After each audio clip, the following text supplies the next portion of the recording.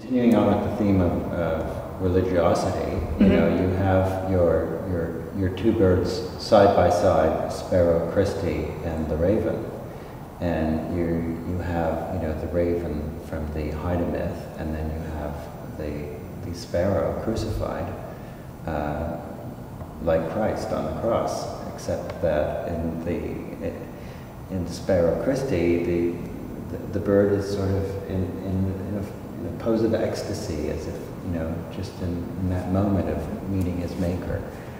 Do you want to talk about with both of these pieces were commissioned pieces, and for both of them, for each of them, the subject was particular to the person who commissioned the piece. When one began because one of the birds in Bits of Beauty, which is the piece about where the birds fall to the earth and they're caught in the moment of dying.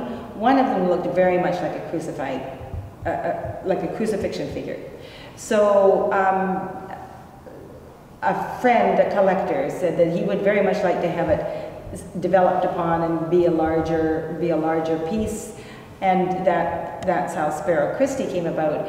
And we were talking about the sense of the crucifixion and the fact that rather than having it be the agony of the crucifixion and the human aspect of it, to have it be the transcendent aspect of it when man changed from being a corporeal man to becoming the spirit. And hence, I tried on the face of the bird to give a look of ecstasy.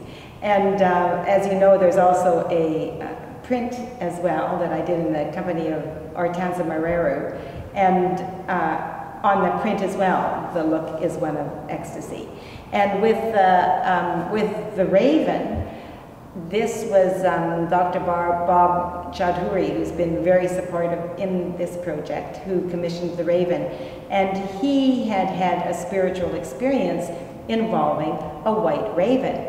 And when going to research the idea of the white raven, I discovered that the Haida myth was that the raven was in the beginning white, eventually turned black as he was having a scuffle in a tent and got too close to the fire, but that the raven was the beginning of life. And then it began with a pebble in his mouth that he ended up dropping into the sea. And from that, life began, which to my belief was much closer to what I believe the origins of life are than some of the ones that went along with the Christian stories, narratives, which is actually how I was brought up. So that was the genesis of that piece. But if just for a minute I could tell you something as well. On where I live in British Columbia, I often go out for a walk on Raven Road. And I went out for a walk on Raven Road one early morning, and we have only ravens in British Columbia, no crows. And this raven came along above my head, and it was flapping its wings like this. And then right as it came toward me, it put its arms over its chest like this, and it flipped on its back and went over my head.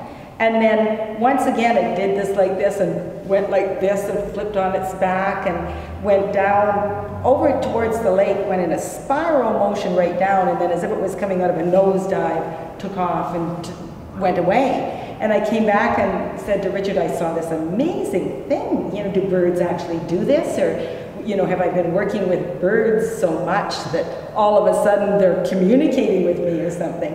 And we went to the Museum of Natural History in Victoria, and I looked up raven, and it said that they were prone to cavorting displays. So I was lucky enough to have caught a cavorting display from the ravens. Wow. But that's also an interesting thing, because in a lot of the birds that, you have these frolicking birds here behind us, and they are anthropomorphized. Yeah. And this is what seeing this display of this bird was doing, something that I would think of more as not as a bird doing, maybe as an acrobat or something doing instead. So And the sleeping birds, the same. I mean, they're in all these different positions. That's right. And not sleeping as birds do in the trees upright, but instead they're lying on their tummy or, you know, cradling their significant other. And so it gives, I think that it animates them more. And I have found in doing this project that I have a far greater appreciation of the birds than I have ever had before. And I think even in that, even if it brings an awareness in anyone that comes to this exhibition more towards something like another species, it somehow or other is, you know, furthering an upward awareness. Yes, and that is one of the things that I feel that probably a lot of visitors will have that first sense of the exhibition being more about sort of eco-consciousness. Mm-hmm. And the dwindling of our species, of the various bird species, but other species around the world, and especially with the Ark. Yes, because that is actually that's the inner theme of the Ark, is the idea of the biblical story where Noah made the covenant, where God made the covenant with Noah that if he was to save all of the animals of the earth and Noah and his family, so that humans could continue to perpetuate, that man must be a better person. And I think that now, as we have so many ecological disasters, that it becomes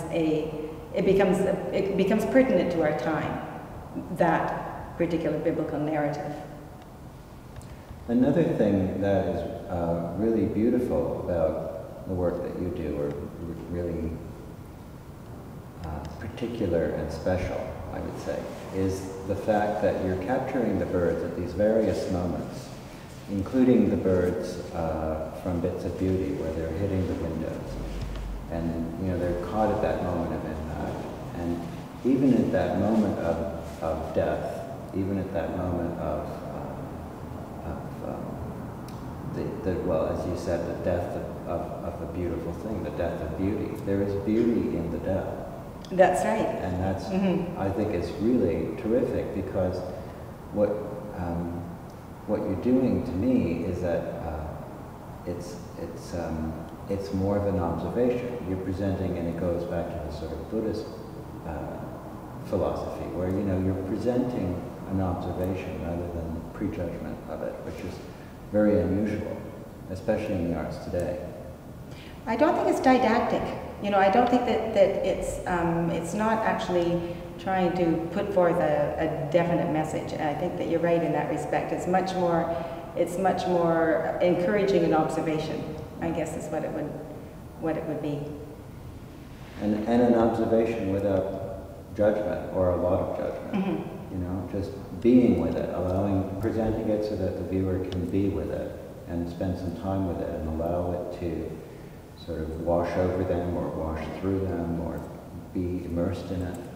And also, once starting with a theme, which was this feathery theme, there also is the opportunity for lightness in it as well, as for instance in the curator's dinner, where there's as you said, I think at one time you called it a wink to Judy Chicago's triangular format of the dinner party, and your own curator's dinner that you host here at the gallery. And yours too. That we did before that. Yeah. And we did something with this as well, and that was that I had told you, Christian, as you remember, that I was becoming quite excited about life with the birds. And I had started to buy birdseed in British Columbia as I was working on these birds to feed the birds.